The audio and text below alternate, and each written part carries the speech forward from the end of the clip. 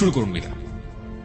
আমি পেছন থেকেই বলছি, আমার মা খুব সুন্দরী ছিলেন, বয়স খুব কম ছিল, 10-11 বছর হবে। তো মা সংসার ব্যাপারে কিছু বুঝতো না। তো বাবার একটু আমার মার সাথে রাগারাগি ছিল না, দাদাকে খুব ইয়ে করতো যে তুমি কেন আমাকে এত ছোট একটা মেয়ে বিয়ে দিয়েছো যে সংসার ব্যাপারে কিছু বুঝে না।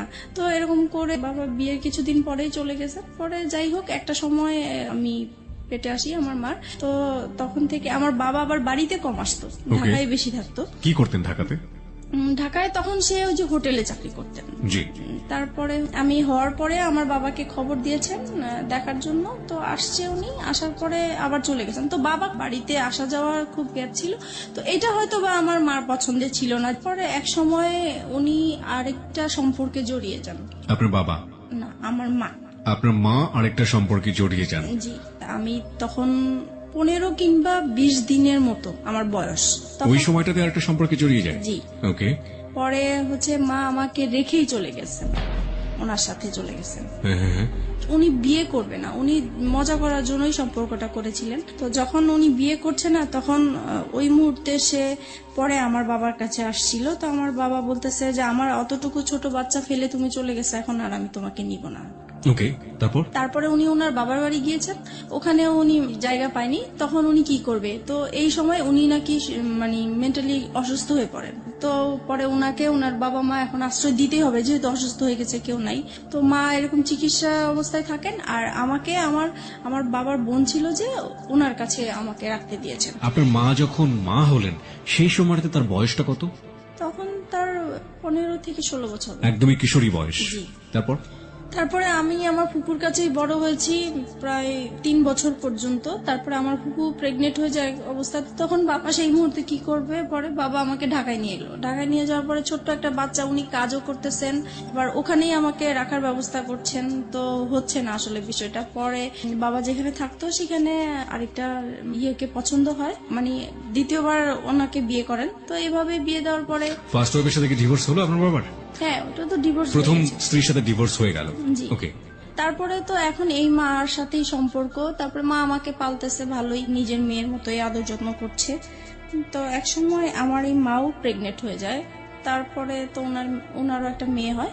এই মেয়ে হওয়ার পর থেকে আমি এখন বুঝতে পারছি যে একটু ভালোবাসাটা যেন ডিফারেন্ট হয়ে গেছে, আগের মতো না। কিন্তু তারপরও মনে হয় নাই, মানে আমি তখন জানতামও না যে সে আমার সেকেন্ড মা বা কিছু, লোকের কাছে শুনতাম। তারপরে যাই হোক, এরকম করে অনেক বছর হয়ে গেছে। তারপরে এক সময় আমার বাবা মানে বলছে যে আমি তো আর এখানে হচ্ছে না, আমি একটু দেশের বাইরে যাব। তো উনি দেশের বাইরে চলে গেলেন। উনি এভাবে টাকা পাঠাচ্ছেন। আমার মা আবার অত শিক্ষিত ছিল না, টাকা পয়সার হিসাব টিসাব রাখতে পারেনি। তো বাবার মাঝখানে খুব অসুস্থ হয়ে যায়। অসুস্থ হওয়ার পরে থেকে উনি চলে আসার পরে বাবার ধারণা ছিল যে তার ব্যাংকে হয়তোবা কিছু টাকা আছে যেটা দিয়ে উনি কিছু করতে পারবেন। তো বাবা এসে দেখে যে আসলেই কোনো টাকা পয়সা নাই। তারপর থেকে তো মার সাথে মানে রাগারাগি, তারপরে মারধর করে একটা সময় মাকে। এগুলো আপনি নিজের চোখে দেখেছেন? নিজের চোখে দেখেছি। মানে বাবার ধারণা ছিল যে আমার মা হয়তো বা তার বাবার বাড়ি টাকাগুলো দিয়ে দিয়েছেন এর জন্য। তো এর জন্য খুব মারধর হতো। এই বিষয়গুলো আমার খুব মানে ব্রেনে কাজ করতো যে কেন এরকম হলো। তো এগুলো দেখতে দেখতে একসময় খুবই অসুস্থ হয়ে যায় আমি। তো আমার বাবার দুঃসম্পর্কে একটা ভাই আছেন, উনি হচ্ছে ডাক্তার কম্পাউন্ডারে চাকরি করতেন। তো আমাকে বলেছে তুমি যেহেতু অসুস্থ হয়ে গেছো, তাহলে চলো তুমি আমার ডাক্তার তোমাকে দেখাবো। তো গিয়েছি, ওখানে আমার প্রেশার মাপে প্রচুর হাই প্রেশার হয়ে গেছে। তো উনি বলতেছে ওষুধ দিয়েছেন কিছু, আর এমনিতে সাজেস্ট করেছেন যে যদি বাইরে কোথাও বেরিয়ে আসে তাহলে ভালো হবে। তো তখন আমার ওই চাচাটা বলতেন যে ঠিক আছে, তাহলে চলো আমার বোনের বাড়ি তুমি বেড়ায় আসবা। তো বাবাকে বললো, পরে আমি ওখানে গিয়েছি। ওখানে যাওয়ার পরে হচ্ছে ওই চাচার বোনের হচ্ছে ননদের ছেলের সাথে আমার পরিচয় হয় ওখানে। ওকে। উনি দেখে আমাকে পছন্দ করেন, পছন্দ করে এক সময় আমাকে ফোর্স করে ওনাকে ভালোবাসার জন্য। তো আমি বলতেছি যে তখন কোন ক্লাসে পড়েন আপনি? তখন আমি 6 ক্লাস 6 এ পড়েন। তার মানে আপনার বয়স 11 থেকে 12 বছর। যে ছেলেটা আপনাকে প্রপোজ করলো সে আলটিমেটলি আপনার ওই ডাক্তার কম্পাউন্ডারের কোন এক আত্মীয়, রাইট? জি। ওকে। সেই ছেলেটার বয়স কত ছিল? উনি তখন ইন্টারমিডিয়েট দিয়েছেন। ফাইন। তারপর তারপর আমাকে বলতেছে যে তোমাকে আমার খুব পছন্দ হয়েছে, তোমার সাথে আমি ভালোবাসার সম্পর্ক করতে চাই। তখন আমি বলেছি যে আমি তো করব না। তো বলতেছে কেন, তুমি কেন রাজি না? তো আমার ফ্যামিলির যে ব্যাপারগুলো এগুলো নিয়ে তার সাথে ডিসকাস করলাম। তখন সে বলতেছে যে দেখো, আমি তোমাকে পছন্দ হয়েছে, তোমার কি আছে না আছে এগুলো আমার দরকার নেই, তোমার সাথে আমার বিয়ে হবে এটাই হচ্ছে বড় কথা, আর কারো দরকার নেই। তো তখন আমি বললাম যে ঠিক আছে, এটা নিয়ে আমি চিন্তা করব, তারপর আপনাকে জানাবো। তো বলতেছে তুমি তো চলেই যাবা, তাহলে তোমার সাথে আমার যোগাযোগ হবে কিভাবে? তখন পরে ওনার অ্যাড্রেসটা নিয়ে আসলাম আর আমার অ্যাড্রেসটা দিয়ে আসলাম। তারপরে হচ্ছে উনি অনেক দিন পরে আমাকে একটা চিঠি পাঠায়। তো চিঠি পাঠানোর পরে চিঠিটা পড়ে ভালোই লাগলো। পরে আমি এই চিঠিটা নিয়ে অনেক ভাবতে থাকলাম যে লোকটা তো আমাকে মনে হয় সত্যি সত্যি ভালোবাসে। আর যেহেতু আমার এই বাসায় থাকতে ইচ্ছা করে না, বাবা মার ঝগড়াঝাটি, এখন যদি আমি কোথাও চলে যাই এই সংসার থেকে, তাহলে হয়তোবা আমার এই অশান্তিটা হবে না, আমি ভালো থাকবো। ওই কথা চিন্তা করে পরে আমি রাজি হয়ে গেলাম। পরে আমি একটা চিঠি পাঠালাম যে হ্যাঁ আমি রাজি আছি। তো এরকম করে আমাদের প্রায় প্রতি সপ্তাহে 2টার মতো চিঠি আসতো, এরকম দেওয়া নেওয়া হতো। প্রায় 3-4 মাস পরে হঠাৎ আমি আবার পড়াশোনার পাশাপাশি হাতের কাজ শিখতে খুব পছন্দ করতাম। তো আমি বিভিন্ন জায়গায় হাতের কাজ শেখার জন্য যেতাম। তো একদিন আমার এলাকা দিয়ে আমি যাচ্ছি, হঠাৎ তাকে দেখে ফেলি। ওকে। সেও আমাকে দেখে ডাকছে। তো আমি অবাক হয়ে গেছি। কিছুক্ষণ আমি একদম চুপ ছিলাম যে যেই লোকটাকে আমি সেই চাঁদপুরে দেখে আসছি, সেই লোকটা হঠাৎ করে ঢাকায়, তাও আমার এলাকার মধ্যে কিভাবে আসলো? পরে উনি আমাকে দেখেই বলতেছে যে আমি না তোমার কাছে আসছি। তখন আমি অবাক হয়ে গেলাম যে এত দূর থেকে সে আমার কাছে আসছে। আমি চিঠি পাঠাতাম ঠিক আছে, কিন্তু উনি আসবে সেটা বলেও নাই আমাকে। তো যাই হোক, তখন ওই যে গুলশান পার্কটা ছিল, তো আমাকে সেখানে নিয়ে গেছে। যাই হোক গেলাম, যাওয়ার পরে কথা টথা বললাম। এখন বলতেছে যে আমি তোমাকে তো আমার খুব দেখতে ইচ্ছা করে মাঝে মাঝে, এখন কি করব? তো আমি বলতেছি দেখেন, আমার তো আসলে এরকম বাইরে বের হওয়ার অভ্যাস নেই, আর তাছাড়া আমার খুব ভয় লাগে যে কোথায় কেউ দেখে ফেলে কিনা, পরে বাবার কাছে বিচার যাবে, এটা আমার খুব খারাপ লাগবে। তো বলতেছে যে না, দেখবে না, তুমি ওইভাবেই আসবে। তো এরকম করে প্রায় 2-3 মাস পর পর আমাদের দেখা হতো। 2-3 মাস পর পর ও ঢাকাতে আসতো ওর বাড়ি থেকে আপনার সাথে দেখা করার জন্য? উদ্দেশ্যটা ছিল আমার সাথে দেখা করার, কিন্তু ওর রিলেটিভ থাকতো ঢাকা, ওখানে আসতো। তো তারপর একটা সময় ওর রেজাল্ট ভালো হয়। আপনি ঢাকায় কোথায় থাকতেন সেই সময়? আমি ঢাকায় হচ্ছে মহাখালী থাকতাম। মহাখালী থাকতেন। হ্যাঁ, যেটা বলছিলেন যে ওর রেজাল্ট ভালো হয়নি, মানে ইন্টারের রেজাল্ট ভালো হলো নাকি অন্য কোনো পরীক্ষা? না, ইন্টারভিউ। ও এইচএসসি তে ভালো করলো না, কি ছিল রেজাল্ট? মানে ফেল করেছে সে। ওকে, ভালো না হওয়া বলতে মানে ফেল করেছে, ভয়াবহ খারাপ। ওকে। তো ফেল করেছে। পরে হচ্ছে তার বাবা খুব চাপ দিল। তো বলতেছে যে তুমি বাড়িতে সারাক্ষণ থেকেও যদি পড়াশোনা ভালো না করো, ওদের দোকান ছিল, তো বলতেছে দোকানেও বসবে, দেন পরীক্ষাটাও দিবে। তো এখন তো ঢাকায় পার্মানেন্টলি চলে আসলো, তো আমাদের প্রায় এরকম দেখা হতো। পরে এই বিষয়টা নিয়ে আমি আমার বাবা মাকে জানাই। বাবা মাকে তো জানানো উচিত, মাকে জানাচ্ছি প্রথমে। পরে মা বলতেছে যে করো, যেটা তোমার ভালো মনে হয় সেটাই করো। আমি চাইবো না যে তুমি এমন কিছু করো যে আমাদের এলাকার মধ্যে একটা নাম আছে, আমি চাই না সেইটা আমাদের খারাপ কিছু আসুক। আপনার মা এটা আপনাকে বললো? জি। ওকে, আপনি মাকে কি বলেছিলেন? বলেছিলাম ও আমাকে পছন্দ করে, আমিও ওকে পছন্দ করি। দুজনেই আপনারা দুজনকে পছন্দ করেন। তারপর আমাদের সম্পর্কটা কন্টিনিউ হতে থাকে। তারপরে একটা সময় আমার বাবা খুব ঝগড়াঝাটি করে, আর ওই একই বিষয়কে কেন্দ্র একই করে? বিষয় নিয়ে। সেই দিন একদম খুবই খারাপ পর্যায়ে। তখন স্বাভাবিক ভাবেই সন্তানরা মার সাপোর্টই নিয়ে থাকতো, তো আমিও মার সাপোর্টে কথা বলতাম। তো এই কথা বলাতে বাবা মানে আমার উপরে খুব বিরক্ত হতো। পরে একটা সময় বলে উঠলো যে তুমি কার জন্য কথা বলছো, তুমি জানো এটা যে তোমার মানা। আমি এতদিন মানুষের কাছে শুনে আসছি, বাবা মার মুখ থেকে কখনোই শুনিনি। তার মানে আপনি আগে জানতেন না যে আপনার আসল মা ইনি না? না, আমি জানতাম, আমি অন্যের মুখ থেকে শুনেছি, কিন্তু তাদের মুখ থেকে কখনো শুনিনি। বাবার মুখ থেকে শুনতে অসম্ভব রকমের খারাপ লাগলো, তাই তো? জি। ওকে। তখন থেকে আমার মানে কথাটা মানে খুব কানে লাগছে যে আসলেই কি এরকম? আমি তো এতদিন মানুষের কাছে শুনেছি, তাহলে তো সত্যি এরকম, তাহলে তো আমার সেই মার সাথে দেখা করা উচিত। তারপরে হচ্ছে আমি সবসময় ভাবতে থাকি যে কিভাবে দেখা করব। তো এক সময় আমাদের একটা নেবার ছিল, উনি এক সময় আমাদের গ্রামের বাড়ির ছিলেন। তো আমারও খুব উৎসাহ হলো যে তাহলে তো ওনার মাধ্যমে দেখা সম্ভব।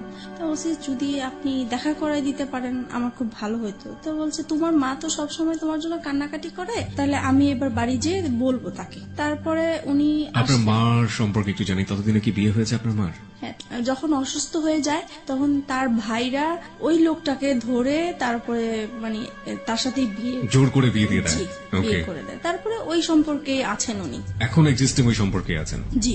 ওকে, ফাইন। তারপর আপনি মার সঙ্গে দেখা করলেন, তারপর কি হলো? তারপরে আমার মা আসলেন, আসার পরে দেখা করলাম, দেখা করার পর উনি প্রথমে দেখে কান্নাকাটি করলো, যেটা স্বাভাবিক।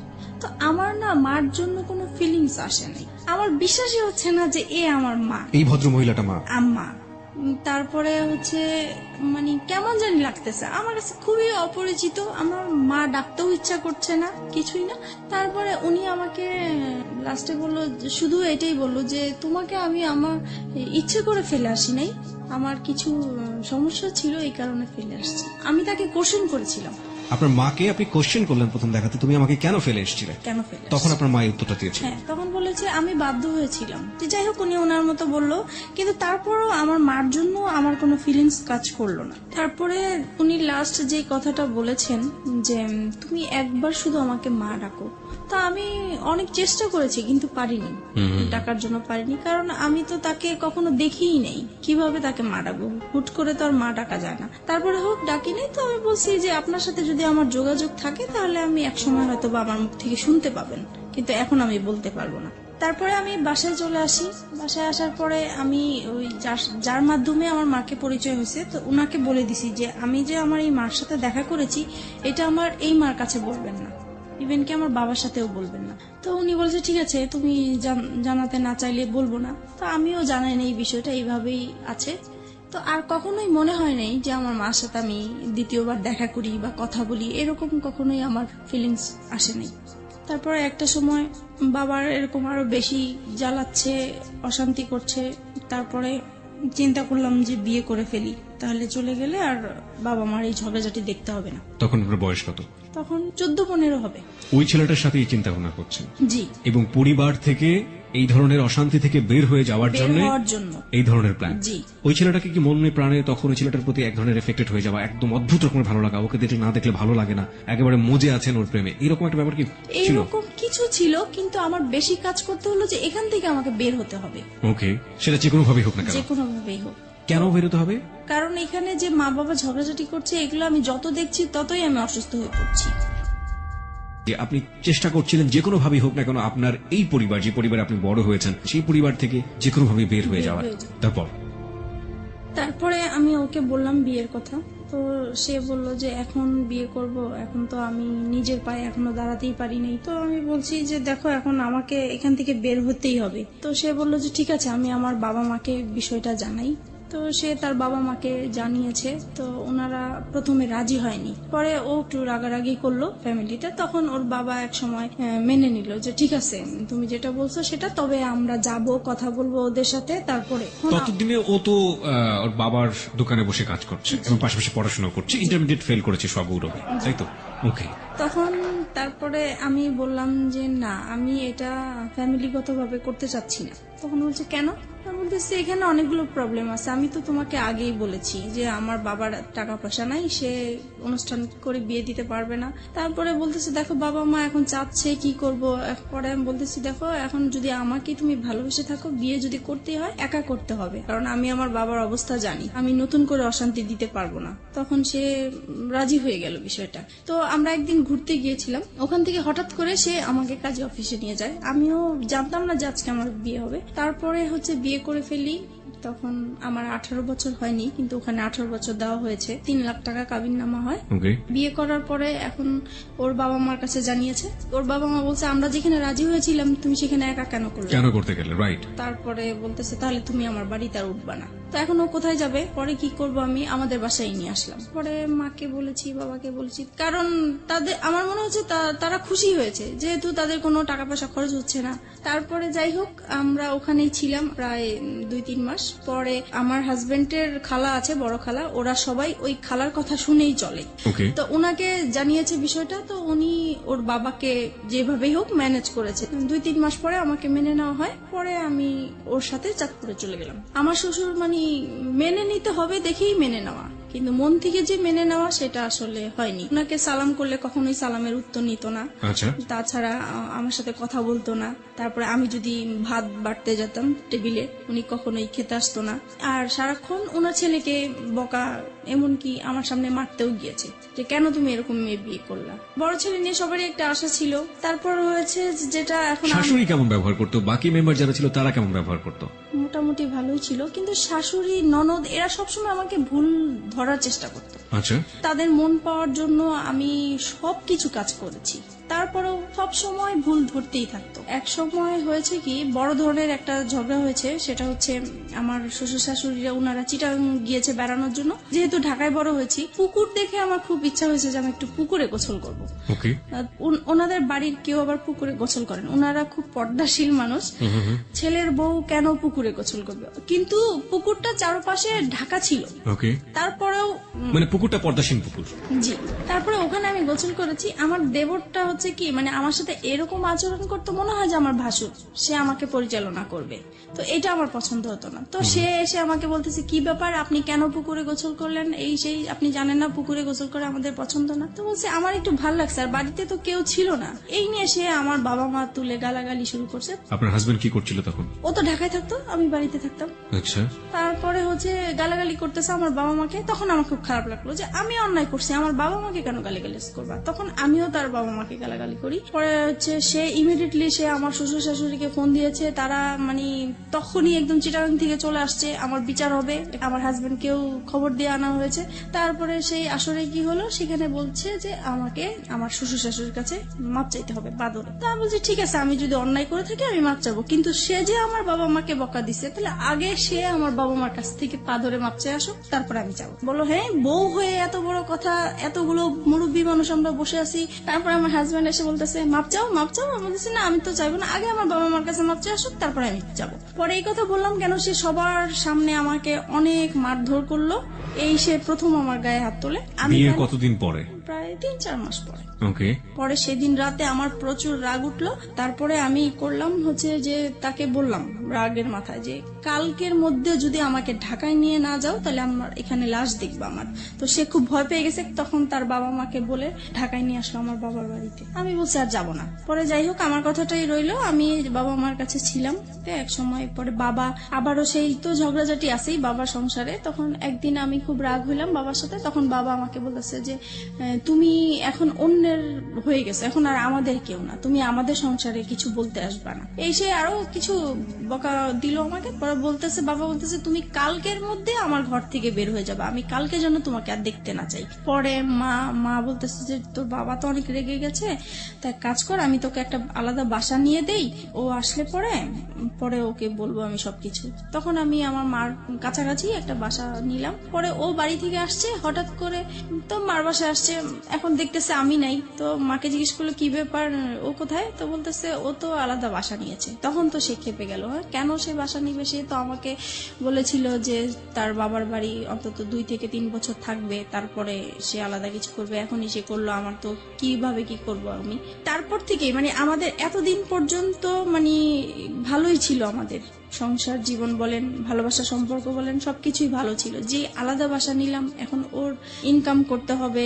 বাবা মা চাপ দিচ্ছে যে নিজে নিজে বিয়ে করেছো, তারপরে বউকে আবার বাবার বাড়ি রেখে আসছো, তো এটা তো ঠিক হয় নাই। তোমার শ্বশুর বাড়ি থেকে কিছু না পাই, অন্তত বউর সেবাটা তো আমাদের পাওয়া উচিত, তুমি কেন আমাদের বউ সেবা থেকে বঞ্চিত রাখছো? এই তো তার মাথায় একটা প্রেসার আছে। তারপরে এভাবে আমাদের প্রায় 2টা বছর কেটে যায়। বাসার খরচটা কিভাবে আসতো? পরে ও ওর বাবার দোকান থেকে নিয়ে আসতো টাকা পয়সা, প্রতি মাসে মাসে টাকা পয়সাগুলো নিয়ে আসতো? জি। ওকে। এবং এটার জন্য পারিবারিক ভাবে ওকে বিভিন্ন রকমের হ্যাসেল পোহাতে জি হতো? জি। তারপরে আমার বেবি পেটে আসে। তো একটা সময় বুঝতে পারলাম যে আমার বেবি হওয়ার পর থেকে আমার হাজবেন্ডের অ্যাটিটিউড একটু আলাদা হয়ে যাচ্ছে, কি রকম যেন হয়ে যাচ্ছে, খিটখিটে মেজাজ হয়ে যাচ্ছে। তার সব কাজ নিখুঁত হতে হবে এরকম। কি রকম রান্না করলাম, রান্না ভালো হলো না, এটাতে এই লবণ বেশি হলো, হলুদ বেশি হলো, ভাত কেন নরম হলো, এই রকম মানে সামান্য বিষয় নিয়ে মানে ঝগড়াঝাটি হতো আমাদের। মেয়েকে কেন টাইম মতো খাওয়ালাম না। তারপরে একটা সময় যখন এগুলো নিয়ে বাড়তে থাকলো, তখন তার আবেগের কথাগুলো আসলো, হ্যাঁ তোমাকে বিয়ে করে আমি কিছুই পাই নাই, আমি অনেক কিছু পেতাম, তোমার যেটা আরো সুন্দর মেয়ে বিয়ে করতে পারতাম, আরো ভালো ফ্যামিলির মেয়ে বিয়ে করতে পারতাম। মানে এইভাবে সে আজে বাজে কথা বলতেই থাকে। বলতেছে আজ পর্যন্ত তো আমার বাবা মাকে তোমরা কোনোদিন ইনভাইট করতে পারো নাই। তখন আমি বলতাম যে এগুলো তো আমি আগে থেকেই তোমাকে বলে ক্লিয়ার করছি। বলেছে তখন তো আমি অন্ধ ছিলাম, আমি এসব বুঝতে পারি নাই, আমার মনে হচ্ছে তুমি আমাকে ব্ল্যাক ম্যাজিক করেছো হয়তোবা। ওই সময়টাতে? জি, ওকে। এরকম কিছু করে আমাকে ফাঁদে ফেলানোর চেষ্টা করেছো, যেহেতু দেখেছো তোমাকে কেউ নিবে না। এভাবেই কাটতে থাকলো সময়। আর সে তখন তো কোনো কাজ করতো না, সারাক্ষণ বাসায় থাকতো। এই জিনিসটা আমার কাছে খুব খারাপ লাগতো যে মানুষের হাজবেন্ডরা কাজ করে, এক সময় বাইরে আসে, বাইরে থেকে বাসায় আসে, আলাদা একটা ফিলিংস কাজ করে। তখন অবশ্য আমি আমার যখন বেবি হবে তখন থেকেই তো আমি বাবা মার কাছেই আছি।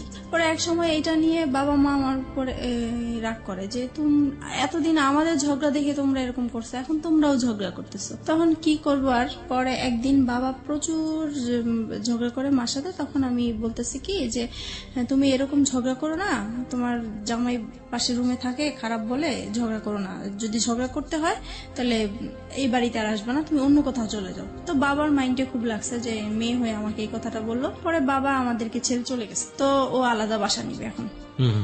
পরে বলছে আলাদা বাসা নিবা তো তুমি কি করবা, তুমি কোত্থেকে কি চালাবা। তখন বলতেছে যে আমি একটা দোকানপাট নিব, এখন বাবার থেকে আলাদা হয়ে আসছি, দোকানপাট নিব। তো ঠিক আছে চলো।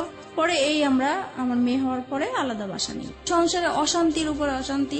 তারপরে আমার শ্বশুর শাশুড়ি বলে যে তুমি এখনো সময় আছে, ওকে ছেড়ে দাও, এখনো তোমাকে আমরা ভালো জায়গায় বিয়ে দিতে পারবো, এই সেই এগুলো আছে। আর তাছাড়া ও সবসময় কি অন্য মেয়েদের প্রতি একটা আকৃষ্টিত থাকতো, যে কোনো সুন্দর মেয়ে থাকলে বলতো, আমার সামনেই বলতো যে ওর সাথে যদি আমি একদিন করতে পারতাম আমার সার্থক হতো। পরে ঝগড়া হলে মাঝে মাঝে বলতো যে আমাকে অনেকেই বিয়ের প্রস্তাব দিয়েছে, প্রেমের প্রস্তাব দিয়েছে, আমি তাদেরকে বিয়ে করিনি, আমি অনেক বড় ভুল করেছি, এই সে এগুলো বলতো। এগুলো আমার খুব খারাপ লাগতো, এগুলো নিয়ে আমাদের সংসারে খুব অশান্তি হতো। বিশেষ করে ও বাসায় থাকতো, এই জিনিসটা আমি একদমই পছন্দ করতাম না। ও কোনো কিছু করতো না। পরে এক সময় কি হয়, নতুন একটা মার্কেটে দোকান নিয়েছে, ওইটা মার্কেটটা ভালো করে স্টার্ট হয় নাই, তাই দোকানও ভালো চলে না, তো দোকানটা ছেড়ে দিল শেষ পর্যন্ত। তারপরে যেটা হয়েছে, এক এক করে ও যেটাই হাত দেয় সেটাই লস হয়। এইভাবে ওর বাইরের যেই অশান্তি হলে সেটা ঘরের মধ্যে নিয়ে আসবে। তারপরে সে শেয়ার বাজারে ঢুকলো।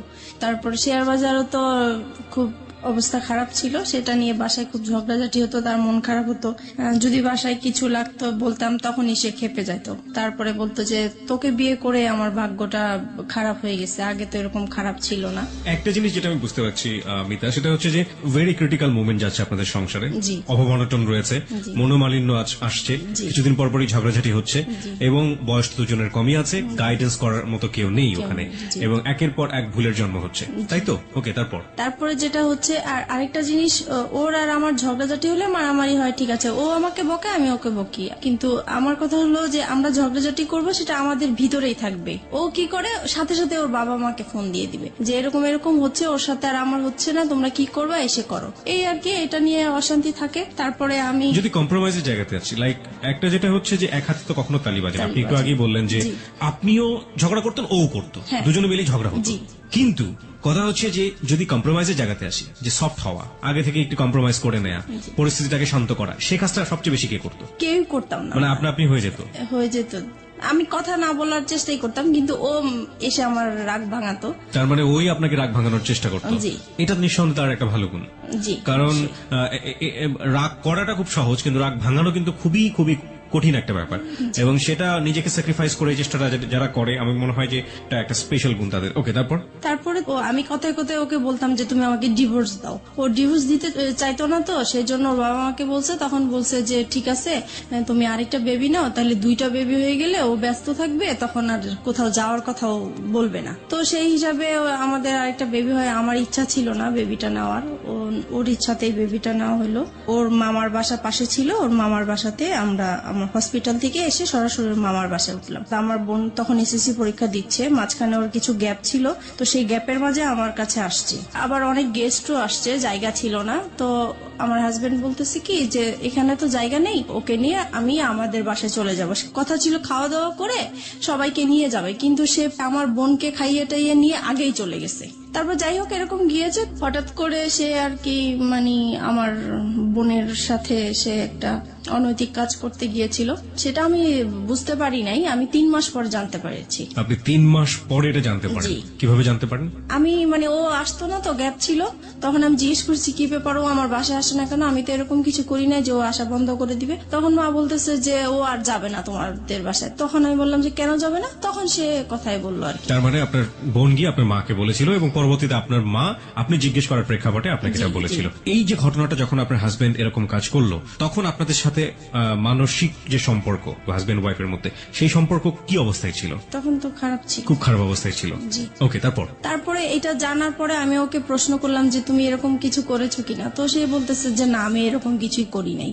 তারপরে সে উল্টা আমাদেরকে বলতেছে যে তোমার মা তোমার বোনের নামে আমি মানহানি মামলা করব, কেন তোমরা আমার নামে এরকম কিছু করেছো? তখন আমি মানে অবাক হয়ে গেলাম যে সে অন্যায়টা করলো, তারপরও স্বীকার করতেছে না। আর আমার মা বোন কখনোই মিথ্যা বলবে না, আর নিজের মান সম্মান নিয়ে তো কখনোই মিথ্যা বলার প্রশ্নই আসে না। তারপর এক সময় আমি আত্মহত্যা করার চেষ্টা করলাম, মানে বাসা থেকে বের হয়ে যাচ্ছি, রাগ হয়ে যে তার সাথে আমি আর থাকবো না, সে এরকম একটা কাজ করতে পারলো। তারপরে আমি যখন বাসা থেকে বের হয়ে যাচ্ছিলাম তখন সে আমার হাতে পায়ে ধরে মাপ চাইলো, বলতেছে সরি আমার ভুল হয়ে গেছে, আমি আর এরকম কিছু করব না, কিন্তু তুমি কাউকে বলো না, আমার আত্মীয় স্বজন কাউকেই বলবা না তুমি। তারপরে যাই হোক আমি আবারও সংসার এইভাবেই করতে থাকলাম। তো কিন্তু আমি যতই মানে চেষ্টা করতেছি সংসার করার জন্য, যতই অশান্তি হোক না কেন, কিন্তু সে একের পর এক ঝগড়াঝাটি অশান্তি আছে। আমার পরে লাস্টের দিক দিয়ে আর ভাল লাগলো না, প্রচুর মারামারি হতো আমাদের। আপনিও মারতেন? আমিও মারতাম, দুজন মিলে মারামারি করতেন? জি। ওকে। তারপরে এরকম অশান্তি ভাল লাগতো না, মন সবসময় খারাপ থাকতো। তাছাড়া মানে আর আমার ও খুব বেশি যন্ত্রণা করতো, আমি নাকি বেশি ঘুমাই, আমি খুব অলস, ঘরে কাজ করতে চাই না, ঘুমালে উঠতে চাই না। তারপরে টিভি দেখি আমি খুব বেশি, আমার খুব বাজে অভ্যাস, আমার জন্য আমার সন্তানরাও নষ্ট হয়ে যাচ্ছে, এগুলো নিয়ে খুব। আপনারা যে মারামারি করতেন আপনাদের ছেলেমেয়েদের সামনেই মারামারি করতেন? হ্যাঁ, সামনেই করতাম। ওরা খুব ভয় পেত, কান্নাকাটি করতো, কিন্তু কিছু করার ছিল না, হয়ে যেত।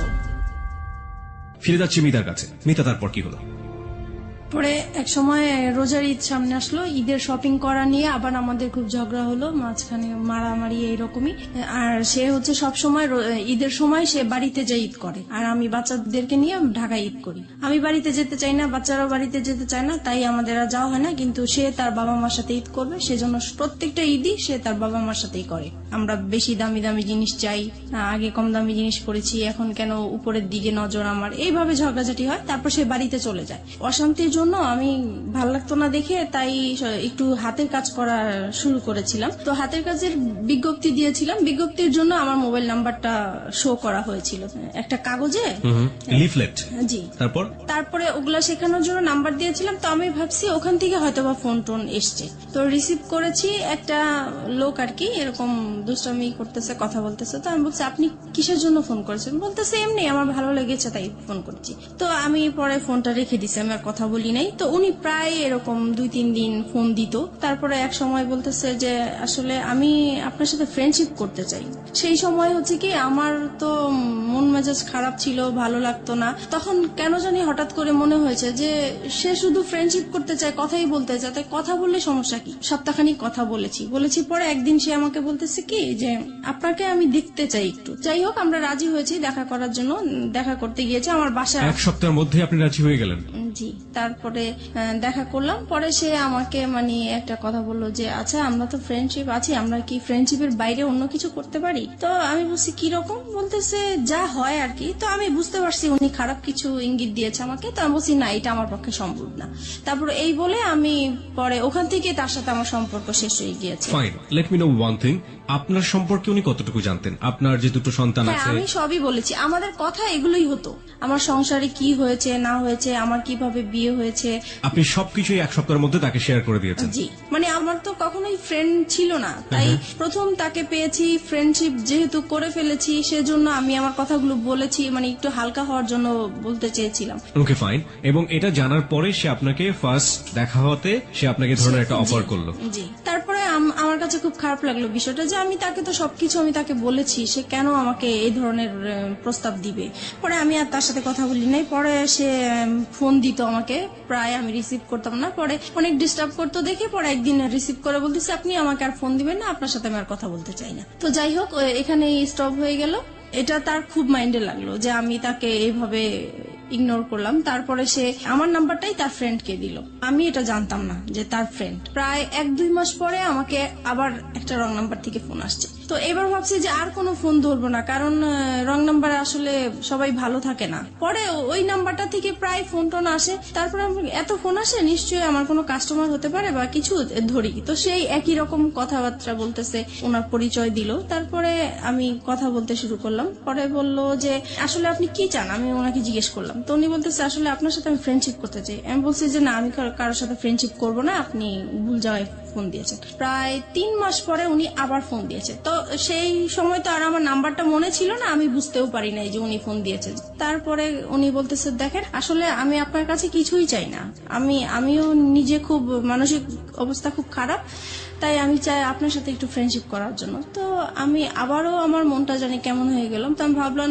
ঠিক আছে, দেখি, সবাই তো আর খারাপ হতে পারে না, কথা বলে দেখি। তো এইভাবে ওনার সাথে কথা বলতে বলতে প্রায় 1 সপ্তাহ হয়ে গেছে কথা বলছি। 1 সপ্তাহ পরে ও আবার বাড়ি থেকে চলে আসছে পরে আমি মোবাইলটা অফ করে রাখছি, যে জানি এখন যদি ফোন আসে আমি রিসিভ করলে সমস্যা হবে। তো আমি 2 দিন আমার ফোনটা অফ ছিল। পরে এক সময় ও কাজের জন্য বাইরে যায়, পরে আমি ফোনটা খুলি, খোলার পরে সেই ফোনটা আবার আসে। পরে আমাকে বলতেছে দেখেন আপনি 2 দিন ফোনটা অফ করে রেখেছেন, আমার আসলে খুবই খারাপ লাগতেছে, আমি আপনার প্রেমে পড়ে গেছি, মানে এরকম করে বলতেছে। তো আমার কাছে কেমন জানি বিষয়টা লাগলো। তো আমি আর কিছু বলি নাই, আমি ভাবছি কি হয়তো বা দুষ্টামি করে বলে, অনেকে তো দুষ্টামি করে বলে, সেই রকম হয়তো বা বলে। তারপরে যাই হোক, রাতে আবার ফোন দিয়েছে উনি, এখন তো আপনাকে আমার খুবই দেখতে ইচ্ছা করতেছে, আমার খুবই খারাপ লাগতেছে। তখন আমি বললাম যে দেখেন আমি তো দেখতে সুন্দর না, আর আমাকে দেখলেও আপনার পছন্দ হবে না, আপনি যেহেতু ভার্সিটিতে পড়েন, আপনি খুবই স্মার্ট, আমি আপনার পাশে একদম মানানসই হব না, রাস্তায় দেখলে মানুষ হাসবে, মানে আমি এরকম করে বলতেছি যেন সে মানে আমার দেখার ইচ্ছাটা না জাগে। ওনার নামটা কি ছিল? ওনার নাম রাসেল ছিল।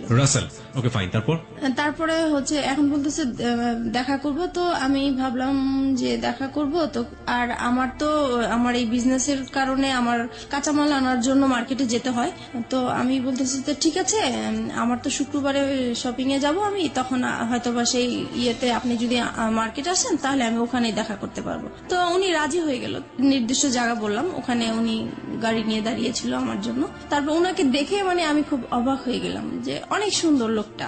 উনি আমাকে দেখে হাসতেছে মিটমিট করে। তো আমি জিজ্ঞেস করলাম আপনি কেন হাসতেছেন? বলতেছেন আপনি তো ফোনে অনেক কিছুই বলছেন, আপনি তো অনেক সুন্দর। তো যাই হোক, এভাবে কথা বলতে বলতে পরে উনি বললো আর কি যে ওনার একটা সম্পর্ক একসাথেই পড়াশোনা করতে একটা মেয়ের সাথে, ওনার সাথে সম্পর্ক নষ্ট হয়ে গিয়েছে, তাই ওনার তারপরে উনি ব্যবসা করতো, যে ওনার ব্যবসায় লস খেয়েছে, সবকিছু মিলিয়ে ওনার খুব অশান্তি, মন ভালো না, তাই সেজন্য একটা ফ্রেন্ড চায়। তো আমার সাথে এই জন্য ফ্রেন্ডশিপ করেছে। প্রত্যেক শুক্রবারই আমরা দেখা করতাম ওনার সাথে। তখন আপনি হাজবেন্ডের সাথে থাকতেন? জি। আপনার হাজবেন্ড এগুলো জানতো? কেউই জানতো না। কন্টিনিউয়াসলি আপনি গোপন করে যাচ্ছেন বিষয়গুলো। আপনার হাজবেন্ড কখনো আপনার মোবাইল চেক করতো? না, কখনোই চেক করতো। আচ্ছা, আপনি যে কথাগুলো বলতেন সেই সময়টা থেকে আপনার সন্তানরা আপনার পাশে থাকতো? না, কারণ ওরা তখন, আমার বড় বেবি তখন স্কুলে পড়তো, আর ছোটটা তো একদমই ছোট ছিল। তারপরে আপনি নীরবে নিভৃতে একা তার সাথে কথা বলতেন। জি। প্রিয় শ্রোতা, গ্রাফটা একটু আবিষ্কার করার চেষ্টা করছি, এবং এটা এমন একটি ঘটনা যেটা সমাজে একেবারেই ঘটে না তা না, হ্যাঁ, এবং একেবারে যে হরহামেশা ঘটে তাও না, ঠিক আছে? বাট সন্দেহের জায়গাগুলো একটু পরিষ্কার করার জন্য আসলে প্রশ্নগুলো করে। আপনার হাজবেন্ড আপনাকে সন্দেহ করতে, আপনি যেটা বলছেন টুকটাক সন্দেহ করার জায়গাটা থেকে, আপনি কখন আপনার হাজবেন্ডকে সন্দেহ করতেন? না, আমি কখনোই করতাম না। কেন করতেন না? কারণ আমি জানি সে এই টাইপের মেয়ে মানুষ, দেখলে সে তাকিয়ে থাকে, সে যাবে, সে মানে এরকম আছে, এর জন্য আমার সন্দেহ হতো না। আপনি কনফার্ম ছিলেন যে সেসব কাজ করে? সে মেয়ে মানুষের প্রতি একটু উইক আছে। একটা জিনিস একটু বলেন আমাকে, প্রতি শুক্রবার তার সাথে আপনি দেখা করতেন, কোথায় দেখা করতেন? এটাও যে আমি মার্কেটে যেতাম, আমি আমার কাজে যেতাম, পাশে উনি থাকতো, এই আর কি। ওনার সাথে একসাথে মিলে শপিং করতেন? জি। How dare you! আপনার হাজবেন্ডের সামনে যদি পড়ে যেতেন কখনো? একবার এরকম হয়েছে, তো উনি খুব সন্দেহ করতো যে প্রায় শুক্রবারে কেন মার্কেটে যায়, আগে তো এত তাড়াতাড়ি মার্কেটে যেত না। আর একটা ঘটনা কি, মানে আমি মার্কেটে যাব, এই সময় আমার বিজনেসটাও খুব ভালো চলছিল, সেই উসিলা দিয়ে আমি মার্কেটেও যেতে পারছি। তো এক শুক্রবারে সে আমাকে হঠাৎ করেই ফোন দিয়েছে, ফোন দিয়ে বলতেছে তুমি কোথায়? তো আমি বলতেছি আমি বলে আসছি, কিন্তু আমি মার্কেটে আসছি, কিন্তু মার্কেটে থাকাকালীনই সে আমাকে ফোন দিচ্ছে যে তুমি কোথায়? বলতেছি আমি তো মার্কেটে। বলতেছে মার্কেটে তো কোথায়, কোন মার্কেটে? কারণ নিউ মার্কেটে অনেকগুলো মার্কেট আছে। তো আমি পরে বলতেছি কেন, আমি এখানে। তো বলতেছে আমি তো আসছি। তো আমি তো পুরা ভয় পেয়ে গেছি যে কি ব্যাপার, সে কেন আসছে। আসলে সে সন্দেহ করেই আসছে। তো তাড়াহুড়া করে ওকে বলে দিছি তুমি এখন যাও, আমার হাজবেন্ড চলে আসছে, এখন কিছু করার নাই। তো ও মন খারাপ করে চলে গেছে। পরে আমি তো আমার শপিং করতেছি, তো ও আর বুঝতে পারে নাই, এভাবেই Okay. হয়েছে। ওকে ফাইন, আমি একটু বলি ওই সময়টা পর্যন্ত কতদিন যাবত রাসেলের সাথে আপনার সম্পর্ক? ওই সময়টা ওই শুক্রবার পর্যন্ত? ওই শুক্রবার পর্যন্ত 1-1.5 মাস তো হবেই। 1-1.5 মাস। জি। এই 1-1.5 মাস আপনি কন্টিনিউয়াসলি আপনার হাজবেন্ডের কাছ থেকে এই জিনিসটা গোপন করে যাচ্ছেন। বাই হার্ট আপনি এটা মনে করেন ইললিগাল রিলেশনশিপ, রাইট? অবৈধ কিনা সেটা তো বুঝতে পারতাম না, শুধু এটা বুঝতাম যে এটা করাটা ঠিক হচ্ছে না। কিন্তু সেই মুহূর্তে আমার ভালো লাগতো, তার সাথে কথা বলতে ভালো লাগতো, তার সাথে দেখা করতে ভালো লাগতো। সেই ভালো লাগার কারণেই আমি তার সাথে কথা বলেছি, দেখা করেছি। এবং এই ভালো লাগা প্রতিনিয়তই বাড়ছে।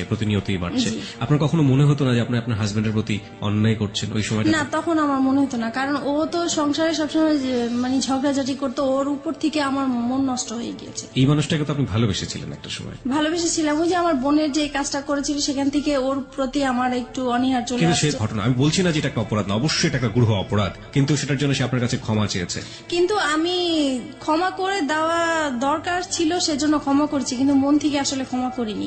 আপনি এই মানুষের সাথে রাগ করে আপনি এইভাবে এই কাজগুলো করছেন, ব্যাপারটা কি আসলে এটাই ছিল, নাকি আলটিমেটলি আপনার জায়গা থেকে আপনি কাউকে ফিল করতেন যে আমার এরকম একজন মানুষ দরকার যে মানুষের সাথে আমি শেয়ার যেটা করতে পারি? হয়েছে, ওর প্রতি তো একটা রাগ অভিমান ছিলই আমার, হ্যাঁ। সেটা তো ছিলই, কিন্তু মানে আমার যে ভালোবাসা, যেই একটা চাহিদা ছিল কারোর সাথে ভালোভাবে সম্পর্ক হবে, ওই চাহিদা থেকেই যখন আমি পেয়ে গেছি, ওনার কাছ থেকে ভালো ভালো কথা পাচ্ছি, আমার হাজবেন্ডের সাথে ওর সাথে আমি অনেকটা মিলানোর চেষ্টা করতাম যে তার কাছে আমি কি গ্যাপ পেয়েছি বা তার কাছে আমি কি পাচ্ছি, তখন মনে হচ্ছে যে ওই বেটার আমার। আপনি দেখুন, আপনার সন্তান আছে তখন দুটো, রাইট? জি। আপনার বিজনেস আছে, যে বিজনেসটা আপনি শুরু করেছেন, তার মানে অনেক পরিকল্পনা আপনার মাথায়, অনেক স্বপ্ন আপনার মাথায়। আপনার হাজবেন্ড আছে, এবং যে মানুষটাকে আপনি ভালোবেসেছেন একটা সময়ে, কিন্তু আপনার হাজবেন্ড আপনার সাথে খারাপ আচরণ করছে, সেটা আমরা দেখতে পাচ্ছি। তার বাইরেও তো আপনার দুটো জগৎ ছিল, একটা হচ্ছে আপনার সন্তান আর একটা হচ্ছে আপনার বিজনেস। না, এই দুটো business-টা- নিয়েও তো আপনি হ্যাপি থাকতে পারতেন। ইনফ্যাক্ট আপনি যে ছেলেটার সাথে এই সম্পর্কটা তৈরি হচ্ছে, সেই ছেলেটাকেও যদি আপনি আপনার বন্ধুর জায়গাটাতে রাখেন, তাহলেও কখনো কি অনুভব করেছেন আপনার হাজবেন্ডের সাথে তার পরিচয় করে দেওয়া উচিত? এটাও কি কখনো ফিল করেছেন? এটা কখনো মানে মাঝে মাঝে মনে হয়েছে পরিচয় করে দিই, কিন্তু আমার হাজবেন্ড এটা মেনে নিত না। একটা হচ্ছে পারিবারিক সত্তা, যেখানে হাজবেন্ড আছে, সন্তান আছে এবং তার বিজনেস আছে, সে একটা না একটা দিক নিয়ে ব্যস্ত থাকতেই পারে। আরেকটা হচ্ছে মানবিক সত্তা, মনের জায়গাটা, লং টার্ম হাজবেন্ডের সাথে খারাপ রিলেশনশিপ, সেই জায়গাটায় একটা বিশাল রকমের ক্ষত তৈরি হয়েছে, এবং সেই ক্ষতর জায়গাটাতে সে কেউ একজন নক করেছে। সেটা হাজবেন্ড ওয়াইফ রিলেশনশিপের মতো না, কিন্তু একটু ভালো লাগা, একটু অন্যরকম, একটু বন্ধুত্ব, যেটা মন থেকে অবচেতন মনেই ওই ভালো লাগাটার দিকে ধীরে ধীরে ধীরে ধীরে এক ধরনের আষ্টেপৃষ্ঠে জড়িয়ে পড়ার দিকে জড়িয়ে যাচ্ছে। এই দুটো জিনিস আমরা যখন নর্মালি শুনি, আমরা কিন্তু এই সেকেন্ডটাকে কোনোভাবেই সাপোর্ট করতে পারি না, বাট ও সেকেন্ডটার মধ্যে এসেছে, this is the hardest reality. এটাকেও মেনে নিতে হবে, এটা আমাদের সমাজে ঘটে, কিন্তু আমরা মানি না। কিন্তু কি কারণে ঘটে, সেই কারণটা কিন্তু আমরা আবিষ্কার করে ফেলেছি, এবং এইটা আসলে কতদূর পর্যন্ত গিয়েছে, চলুন সামনের দিকে যাওয়া যাক। তারপরে যেটা হয়েছে, মানে এভাবেই তো ওর সাথে দেখা করছি, কথা বলছি, তারপরে হঠাৎ একবার খুব ঝগড়াঝাটি হয় আমাদের। বিষয়টা হয় হচ্ছে আমার ওই যে বোনের বিষয়টা নিয়ে। ওই ঘটনার পর থেকে যেটা হয়, আমাদের স্বামী স্ত্রীর যে সম্পর্কটা হয়ে থাকে, সেরকম সম্পর্কতে আমি জড়াতে চাই না, এর জন্য এটা নিয়ে খুব ঝগড়াঝাটি হয়। ও খুব জোর করে আমাকে, আমি রাজি হই না, তারপরে মারামারি হয়, এরকম প্রায়ই হয়। তো একটা সময় হয় কি, যে আমি ঘুমিয়ে থাকি, সে ঘুমন্ত অবস্থায় আমার সাথে এরকম কাজ করে। এই বিষয়টা আমার কাছে খুবই খারাপ লাগে। আমি লক করছি এখানে আপনাকে। একটা হচ্ছে যে এই যে ঘটনাটা আপনাদের মধ্যে একটা বিরোধ তৈরি করলো, একটা স্বামী স্ত্রী নামে স্বামী স্ত্রী, কিন্তু এক ধরনের সম্পর্ক নেই, এই সময় পর্যন্ত রাসেলের সাথে আপনার সম্পর্ক কতদিনের? 2-3 মাস হবে। 2-3 মাস, মানে সময় বাড়ছে। এই সময়টাতে রাসেলের সাথে আপনার কি ধরনের কথোপকথন হতো? ও তো প্রথমেই আপনাকে ফ্রেন্ডশিপের কথা বলেছে, হ্যাঁ, তারপরে ব্যাপারটা কি ফ্রেন্ডশিপে থেকেছে নাকি ধীরে ধীরে ভালো লাগার জায়গাটায় না, ভালো লাগা এখনো আসেনি, ফ্রেন্ডশিপই চলছিল। Okay fine. সে সময় বলতাম হচ্ছে আমাদের সংসারে যেগুলো হতো এগুলো বলতাম, মানে ঘরের নিজের উইক পয়েন্ট গুলো সবসময় তাকে বলতাম? জি জি। যেমন হাজবেন্ড আজকে এটা করেছে, আমি আজকে এটা করিনি, এরকম হয়েছে, এরকম হয়েছে। হ্যাঁ, তারপরে আমার ভালো লাগার কথাগুলো বলতাম, বা আমি কি আশা করেছিলাম, কি রকম চেয়েছিলাম, এগুলোই বলতাম। ওকে ওকে, আপনার উইক পয়েন্ট গুলো সবসময় একজন। আচ্ছা, এই যে কষ্টের কথাগুলো, পরিবারের কথাগুলো, একেবারে ঘরের মানুষের কথাগুলো, এগুলো শেয়ার করার মতো অন্য কেউ কি ছিল না? না, আমার কখনো তো কোনো ফ্রেন্ডশিপ ছিল না, সেটা তো আমি আগেও বলেছি। This is the great point, প্রিয় শ্রোতা। ওকে ফাইন, তারপর? তাছাড়া ফ্যামিলিকেও বলতে পারতাম না, কারণ যেহেতু একা বিয়ে করেছি, সেজন্য বলার কোনো সুযোগ ছিল না, স্কোপ ছিল না।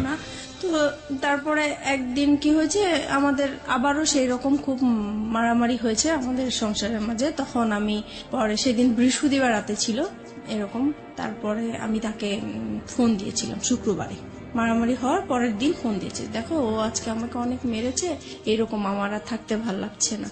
তখন সে আর কি আমার সুযোগ নিয়ে বলতেছে যে ঠিক আছে, তোমার যেহেতু থাকতে ভাল লাগে না, তুমি তো বিজনেস করোই, তাহলে তুমি চলে আসো, তুমি কেন থাকো, এত মারধর খেয়ে কেন থাকবো, তুমি তোমার বাবা মার কাছে চলে যাও। তখন বলছে আমার বাবা তো সেই কবেই চলে গেছে, বাবা কোথায় আছে খুঁজে পাচ্ছি না, আর মা আছে, মা তো নিজেই খুব কষ্ট করে থাকে, সেখানে আমি কিভাবে যাব।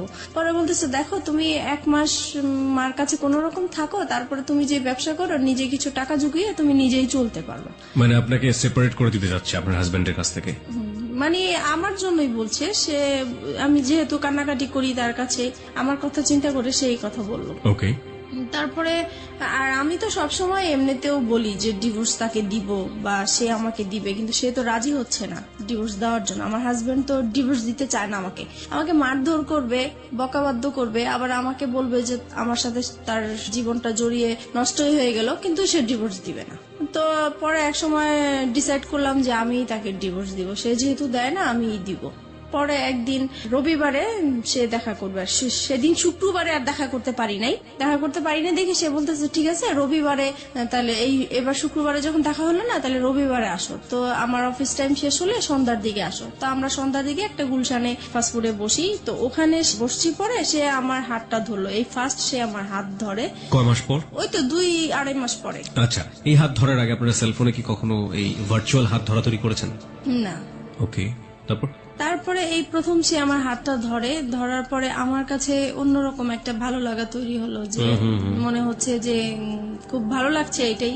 তারপরে হঠাৎ করে সে আমাকে বলতেছে দেখো আমি আসলে তোমার প্রেমে পড়ে গেছি, আমি আর তোমাকে ছাড়া থাকতে পারছি না। তখন আমিও মানে কান্নাকাটি করতেছি, যে সেহেতু আমাকে মারধর করেছে সেটা বলতেছি আর কান্না করতেছি। পরে সে আমার আর কি মাথায় হাত বুলিয়ে দিচ্ছে, পরে বলতেছে দেখো আর ধৈর্য ধরো, 6টা মাস তুমি ধৈর্য ধরো, তারপরে আমি 6 মাস পরে তোমার একটা ব্যবস্থা করব। তখন আমি জিজ্ঞেস করলাম ব্যবস্থা মানে কি বুঝাতে চাচ্ছ? তো বলতেছে আমরা একসাথে থাকবো। তুমি কি আমাকে ভালোবাসো? বলছে হ্যাঁ আমি তোমাকে ভালোবাসি। তো এইভাবেই হোক আমাদের পরে। আপনি তাকে ভালোবাসতেন ওই সময়টাতে? ওই বলার পর থেকে আমি প্রশ্ন করেছি যে আমার তো আসলে বিশ্বাস হচ্ছে না, তুমি আমাকে কিভাবে ভালোবাসো, আমার বিয়ে হয়েছে, বাচ্চা আছে, তোমার মতো আনম্যারিড ছেলে তো আমাকে কখনোই ভালোবাসার কথাই না। তো বলতেছে মানুষের ভালো লাগা তো কত রকমই হতে পারে, এটার তো শেষ নাই, তোমাকে আমার ভালো লাগছে, আমি তোমাকে বিয়ে করব, তবে আমার জন্য তোমাকে 6 মাস অপেক্ষা করতে হবে। তো আমি বলতেছি এত বছর যেহেতু কষ্ট করে আসছি, আমি 6 মাস পর্যন্ত কষ্ট করতে পারবো। তো এই বলে আমরা চলে আসছি। তারপর থেকেই আমাদের ভালোবাসা আসলে শুরু হয়। তারপরে ফোনে একের পর এক কথা বলা হয়, খুব ভালো লাগে। তখন আপনার হাজবেন্ডের সাথে আপনি? জি, হাজবেন্ডের সাথে। তারপরে থেকে মানে সে কথা না বললে আমার খুব কষ্ট হয়, যেদিন ফোন করতে না পারি সেদিন খুব কষ্ট হয়, দেখা করতে না পারলে কষ্ট হয়। তারপর থেকে আমরা কি করি, প্রত্যেক দিন দেখা করি। এতদিন তো শুক্রবার ছিল, এখন প্রত্যেক দিন তার অফিস টাইমে যাওয়ার পথে আমার বাসা পড়ে, তো আমি বাসার সামনে দাঁড়িয়ে থাকি, সে চলে যায়, ওইটুকুই দেখা, মানে ওইটা দেখা করলেই মনে হয় যে অনেকটা শান্তি লাগে। ওইটুকু না দেখতে পারলেও খুব খারাপ লাগে, রাতে ঘুম হয় না। তো এভাবেই চলতে থাকে। You fall in love like this? এইভাবে আপনি এরকম ভাবে আপনার হাজবেন্ড থাকা অবস্থায়, আপনার বাচ্চা থাকা অবস্থায় আপনি? জি। This kind of love, like 16 years love. কিশোরী মেয়েরা যেভাবে প্রেমে পড়ে, একটা ছেলে সামনে দিয়ে না গেলে ঘুম হচ্ছে না রাতের বেলা। জি জি, আমার ওই প্রথম যখন আমার হাজবেন্ডের সাথে যে রকম ফিলিংস কাজ করছিল, ওর বেলাও আমার সেম হচ্ছিল। তখন কি আপনার মনে হয়নি যে জীবনে একটা ভুল করেছে আর একটা ভুল করতে যাচ্ছি? তখন আমি বলতাম যে দেখো ও তো আমাকে সবকিছু জেনে শুনেও বিয়ে করেছিল, তারপরেও কিন্তু ও আমাকে টর্চার করতেছে এখনো। তো ও আমাকে বলতো দেখো ও তো অশিক্ষিত, ওর ফ্যামিলি অশিক্ষিত, সেজন্য ও এরকম করে, আমি করব না, তুমি আমার উপর বিশ্বাস আনতে পারো, সবাই তো একরকম না। তারপর যাই হোক, ওর কিছু কথা ছিল যেগুলো শুনলে আমি খুব ভরসা পেতাম, আমি বিশ্বাস করতে চাইতাম। মানে ওর কথা, ও যখন কথাগুলো বলতো আমার খুব বিশ্বাস করতে ইচ্ছা করতো, ওর কথাগুলো আমার ভালো লাগতো, মনে হতো যে সত্যিই বলছে বা এরকম কিছু। তারপরে বাসায় চলে আসলাম। বাসায় আসার পরে হচ্ছে এখন আমার হাজবেন্ডের বিজনেসটা ভালো যাচ্ছে না, তো ও ঠিক মতো ঘরে বাজার টাজার করছে না, তাছাড়া যেটা প্রয়োজন হয় সেগুলো হচ্ছে না। মাঝখানেও বলতেছি কি যে বাসাটা ছেড়ে দিব, বাসাটা এত ভাড়া আমি বয়ে নিতে পারছি না, আমার খুব কষ্ট হচ্ছে, আমি বাসাটা ছেড়ে দিব। তখন আমি বলতেছি এত সুন্দর বাসা, আমরা তো পাওয়া যাবে না, তো এটাই থাকি না, কষ্ট টষ্ট করে থাকি, দরকার হলে আমরা একটা রুম সাবলেট ভাড়া দিই, তবু এখানে থাকি, এখানে সবকিছু ফ্যাসিলিটি ভালো, এখানেই থাকবো। ওর কথা হলো না, এখান থেকে যাবো, যেতেই হবে, কারণ আমার খুবই সমস্যা। তো যাই হোক, আমার আর ওই জায়গাটা আমি ছাড়তে চাচ্ছিলাম না। কেন? কারণ আমার যে বিজনেসটা ওই জায়গার মধ্যেই, ওখানে আমার খুব ভালো হতো বিজনেসের জন্য। এখন ও চলে যাবে হচ্ছে অন্য জায়গায় চলে যেতে চাচ্ছে, ওই জায়গাটা আমার পছন্দ না, তাই আমি যাব না। এগুলো নিয়ে আবার সেই ঝগড়াঝাটি হয়। পরে এক সময় আমি তাকে খুব মানে কড়া করে বলি যে যদি তুমি এই বাসা ছাড়ো তাহলে আমাকে ছাড়তে হবে, আর যদি আমাকে না ছাড়ো তাহলে বাসা এটা ছাড়া যাবে না। তো এখন ও কি করবে বুঝতেছে না, এখন ও ওর কথাই রাখলো যে না, বাসা ছেড়েই দিব। পরে যাই হোক, বাসা ছেড়ে দিছে। বাসা ছেড়ে দেওয়ার পরে দেখি যে লোকজন আসতেছে বাসা নেওয়ার জন্য, দেখার জন্য। তখন আমার খুব খারাপ লাগলো যে আমি বললাম কথাটা, আমার কথাটা সে রাখলো না। আমি তো তার কাছ থেকে এমন কিছু আশা করি নাই, বাসাটা বলছি। তখন সে বাসাটা ছেড়ে দিছে। পরে আমি তাকে বললাম, দেখো বাসা এখনো সময় আছে, তুমি বাসাটা আবার বাড়িওয়ালার কাছ থেকে সময় নিয়ে নাও, নাহলে কিন্তু আমি সত্যি সত্যি এবার চলে যাবো। সে বলতেছে তুমি চলে গেলে চলে যাও, আমার কোনো সমস্যা নাই।